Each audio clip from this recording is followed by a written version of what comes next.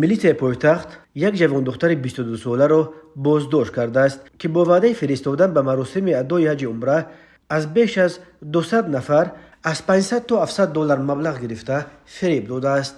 ریاست وزارت کارهای داخله در شهر دوشنبه با نشر یک نوار از این دختر دولت و شایره محیدینوونا ساکن 22 ساله شهر وحدت نام برده است. این یاد نگفته است که در مجموع شایره دولت و بیش از 200 نفر چه مقدار مبلغ گرفته است.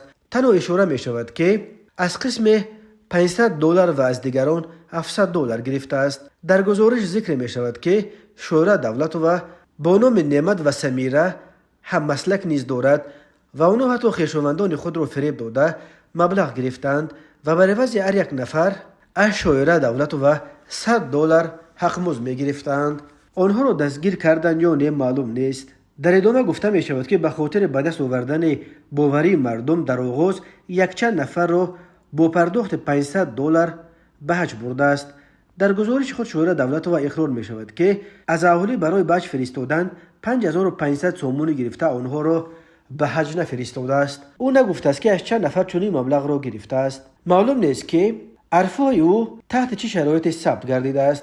چند نفر خود را جبریدن امیدن نقل میکنند که به واسطه دوستان و شناسایشان درباره شورای دولت و آگاه شدند.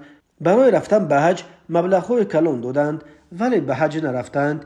ملیس پایتخت میگوید که بعضی به وعده‌های شورای دولت و به حج باور کردند که با نیت حج با نزدیکان و پیوندانشان خیر خوش کرده برای سفر به حج به عربستان سعودی تا فرودگاه آمدند ولی فریب خوردند. نظر نزدیکان و وکیل دفاع و خود شورای دولت و در رابطه به عیب‌هایی که ملیت پایتخت میگوید معلوم نیست.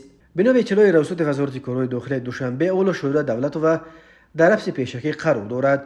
گفتم به مورد است که همساله از تاجیکستان به زیارت حج فرضی و عمره هزاران نفر سفر میکنند. آنهایی که حج فرضی میروند در اساس کوت جدا کرده عربستان میروند ولی دوام سال هزاران نفر به واسطه شرکت‌های علایده مستقیما به حج میروند که در این میان به قلابان نیز روبرو میشوند. مقامات هم درباره دستگیر کردن قلابان که از مردم برای فرستادن به حج مبلغ گرفته آنها را روا نمی کنند خبر می دهند. از جمله چندی آنها تا حال در جستجویند.